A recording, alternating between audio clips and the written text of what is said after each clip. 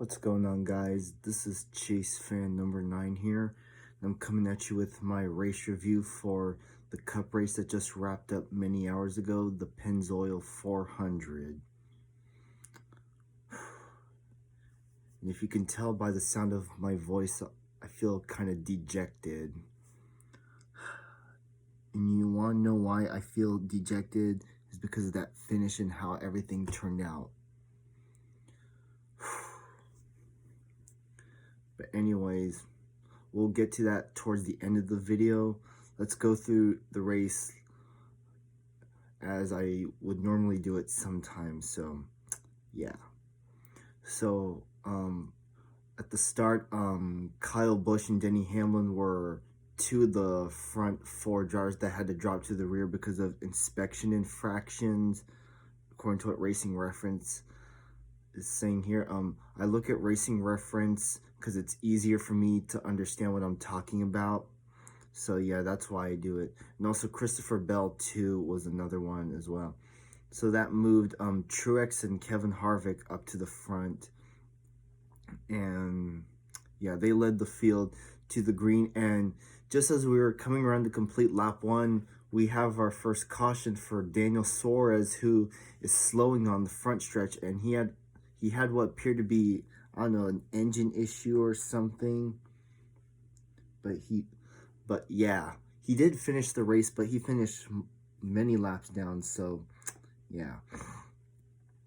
Then Joey Logano, yeah, the front runners were mostly Logano, Harvick, Blaney, and Chase Elliott, and Truex, so I wasn't surprised there.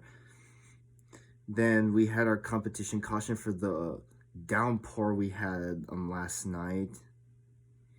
And then after that, we went racing all the way to the end of stage 1. And I was surprised Chase Elliott managed to sweep both stages. So that's a good day for him nonetheless. But we'll talk about him later. Stage 2 was just your typical long green flag run.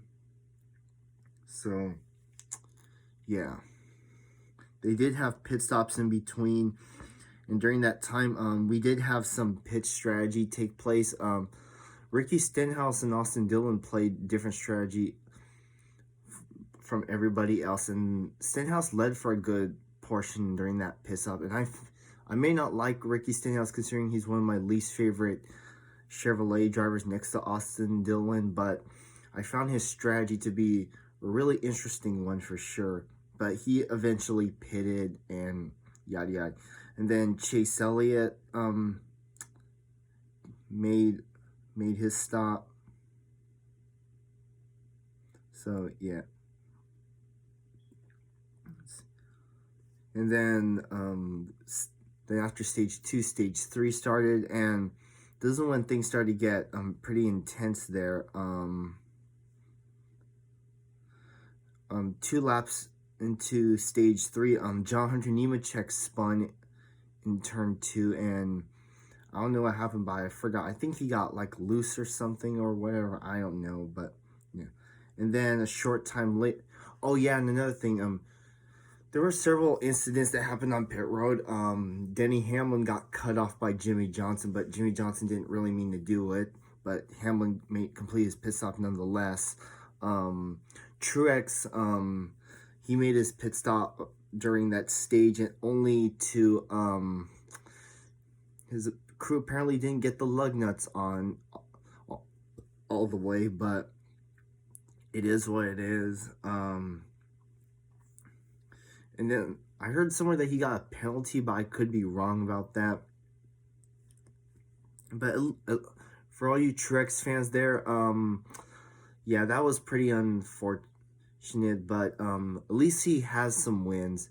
So yeah, and then unfortunately, he 5 laps after the Nemechek incident, he ended up hitting the wall, and he hit it hard too, from the looks of it. So yeah, but yeah, I have. Yeah, but somehow he managed to finish the race somehow, and they managed to fix it. Same thing with Christopher Bell too. He spun at the end of stage 2, but somehow they didn't bring out a caution for that, surprisingly. I thought they weren't going to do one for Nemechek either, but they did, and I guess NASCAR, well, I don't know anymore, but yeah. Then we went racing with, what was it, 86 laps to go, and then during one of the pit stops, and Chase Elliott's coming on the pit road, he's leading, and then while they were completing the pit stops, Chase Elliott, I don't know what happened to Chase Elliott. I don't know if he just lost air pressure or what, but he went spinning in turns 1 and 2, and that pretty much ended our day, unfortunately. As a Chase Elliott fan, I'm not going to dwell too much on that because it's just not worth it. It kind of stings a little bit, but over time, I'm not just going to stop dwelling on it because it's honestly just whatever at this point. Let's see. And yeah, and the Toyotas, they just did not have a good day either. I believe, well, Eric Jones and Hamlin had good days. Same thing with Kyle Busch, but they were mostly mediocre runs. Bell had a bad day, so did Truex. And Daniel Suarez too, so count him. Then Michael McDowell had some issues. Priest had some issues. And speaking of, Michael McDowell, Ryan Priest, apparently his engine blew up or something, so that was unfortunate for him. But anyways, yeah.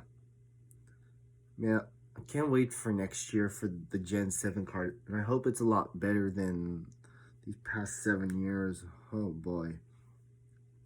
But anyways, we go back racing.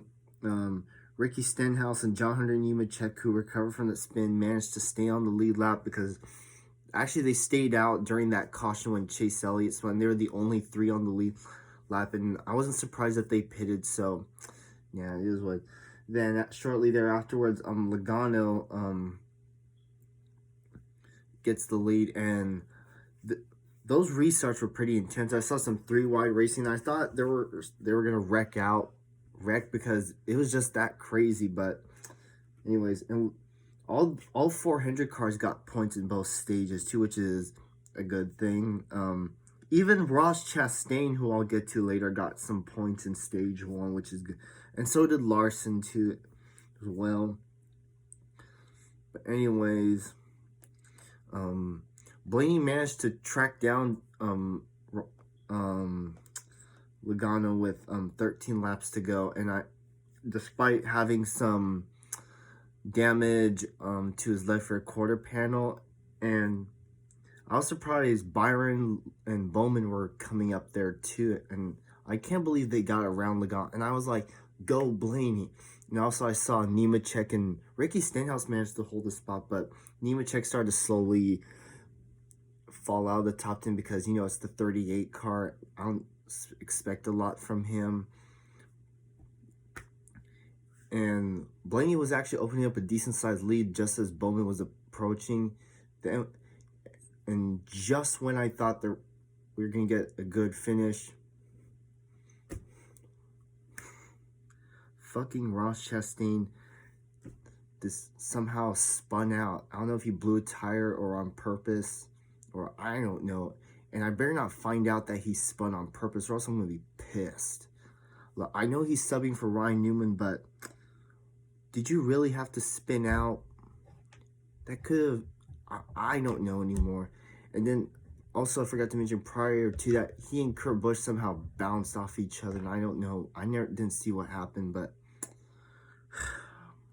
I don't fucking know. And I know the Penske guys changed their swapped crew chiefs, but what kills me is the fact Todd Gordon, after I watched Thrash Maniac 99's review, and I agree, what kills me is the fact that Todd Gordon thought it was a good idea to come down pit road.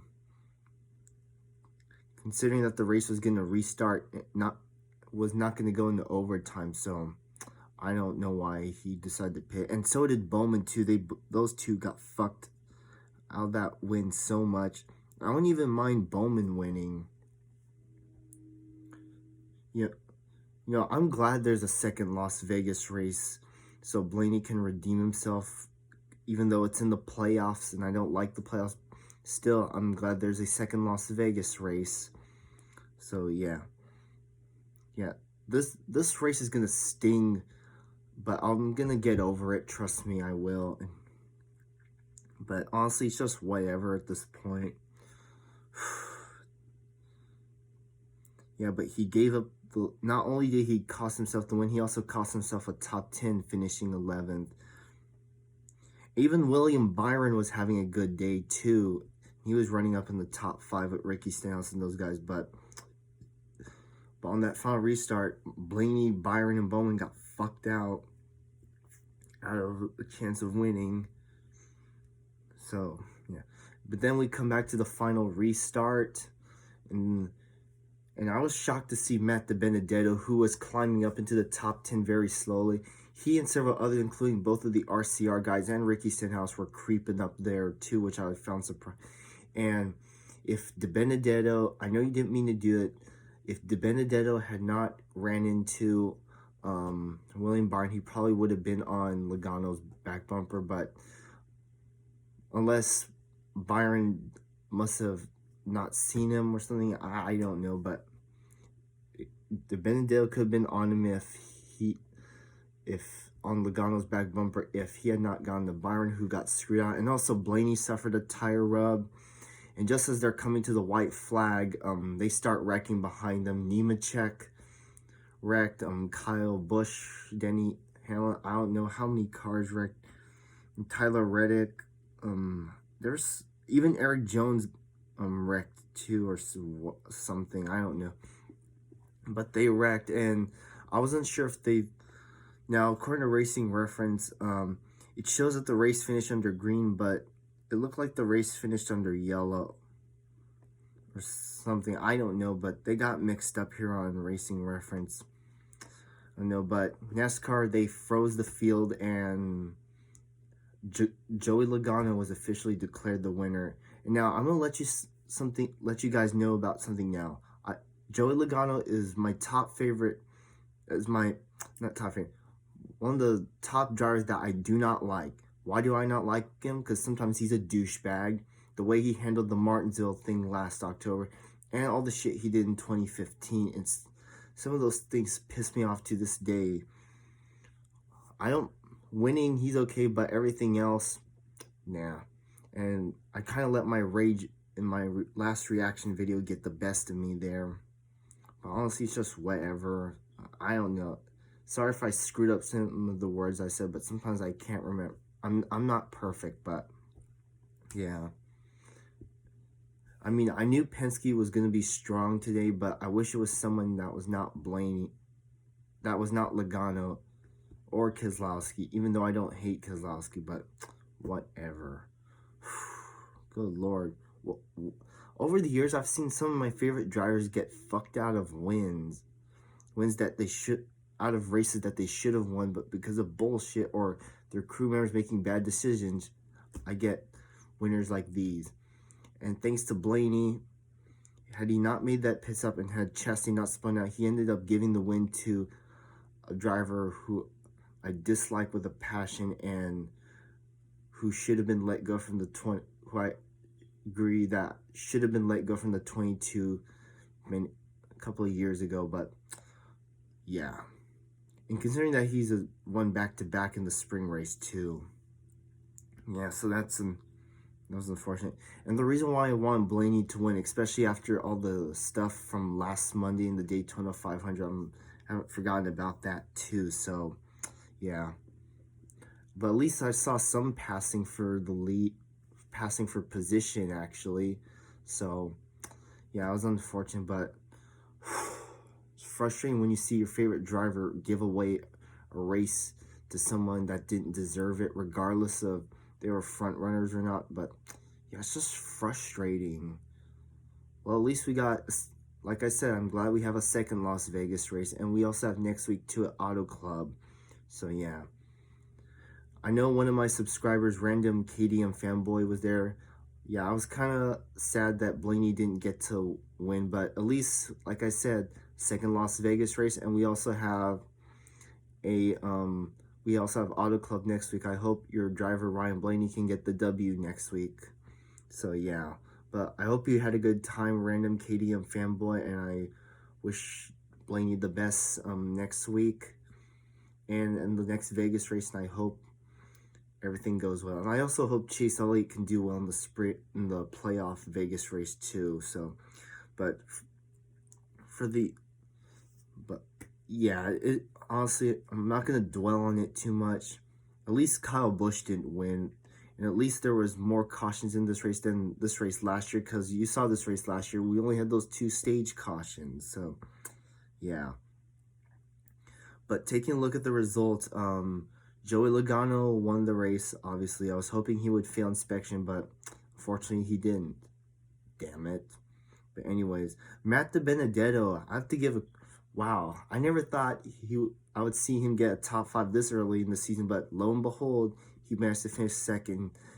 Had he not gotten the Byron, he probably would have been on Logano's back bumper and probably could have gotten the win. So, yeah. But at least another one of my local guys got a good finish at least. Ricky Stenhouse and Austin Dillon, two of my least favorite Chevrolet drivers. At least they got some good finishes, which is a good thing. So yeah. Well, regardless if I like them or not, it's still a good finish for the 47-3 team regardless. So yeah. And I never, after showing speed in practice, I never thought I'd see Jimmy Johnson get a top 5 or top 10 finish in this race, because he was starting to slightly fall back just before those final cautions came out. But if it wasn't for that pit stop he made on the last caution, he probably would not have gotten the top 5 finish that he got today. And I gotta tell you, he made a power move on Tyler Reddick, who forced him all the way onto the apron, and I'm surprised he didn't crash. But thankfully, Johnson managed to avoid that. And I was also getting concerned because it looked like he brushed the wall, and I was afraid he was going to have a tire go down, but thankfully that did not happen. So I have to give credit to Jimmy Johnson and his team for rebounding from nearly finishing outside the top 10 to getting a top 5 finish, because it's been a long time since I've seen Johnson get a top 5. So yeah, this was a good day for Johnson nonetheless, and I hope he continues this top 5, top 10 streak, and pretty soon he'll be closer to a win than you know it. And I know Blue Jimmy 40 fan is happy about this, that's for damn sure. So yeah, it's about time Johnson got a good finish, and he ran a clean race, avoided mistakes, and look where it got him. Top 5 for Johnson, good job. And while you're at it, Johnson, go out there and get a win while you can. So, yeah. And also, I have to give a credit to Bubba Wallace, driving arguably one of the best paint schemes in the entire field, the Coke Energy car. He finished 6th. Wow. I wasn't expecting that, but regardless, good finish for Bubba. So, yeah. Then, Keselowski, Harvick got top 10s. Kyle Larson, another top 10 finish. And Ty Dillon freaking finished 10th. Wow. Talladega's the last time the Dillon brothers both finished in the top 10. And guess what? Today they did it again. Regardless if you love or hate Ty Dillon, it was a good finish for Germain Racing regardless. So yeah. Then of course Blaney 11th, Boyer 12th, Bowman 13th, Kyle Busch finished 15th. Chastain finished 27th, Chase Elliott 26th, Kurt Busch 25th, Truex 20th, and William Byron 22nd. So yeah. But anyways, that's pretty much all I have to say. If I had to rate this race, I would give it like a 7 out of 10, mostly because there was a lot more action on track, and there were more than 2 cautions, so that's a good thing. And also, another reason why I'm giving it a 7 out of 10 is because of how the finish turned out. So yeah. But anyways, that will do it for this video. I want to thank you guys for watching. I'll see you guys for this upcoming weekend's races at Auto Club Speedway and the Auto Club 400. But until then, thank you guys for watching. This has been Chase Fan number 9 here. Make sure to comment, like, and subscribe. Make sure to hit the bell down below to get notifications for all my videos. And make sure to hit that like button. And with that, I'll see you guys all this weekend for the NASCAR's race weekend at Auto Club Speedway. And until then, have a good one, and I'll see you all soon. Goodbye, everyone.